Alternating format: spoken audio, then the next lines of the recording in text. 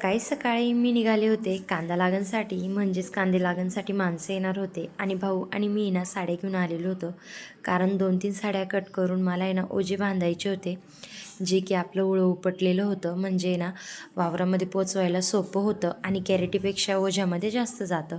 मग त्यानंतर आहे ना सकाळी सकाळीच माणसं आलेली होती, बरीच माणसं होती, म्हणजे 11 जोड्या 22 माणसं होती कांदा लागणसाठी. आणि लागण पण एकदम छान एकच नंबर केली बरं का त्यांनी.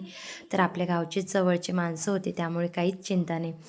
आणि एकदम छान अशी लागण होत होती. आणि मग आपल्याला आहे ना काय करायचं होतं, रोपाचा पुरवठा पण तेवढाच ठेवायचा होता, कारण माणसं जास्त असल्यामुळे.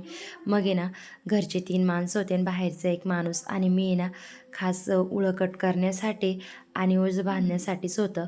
मग त्यामुळे ना माझं काम फिक्स होतं.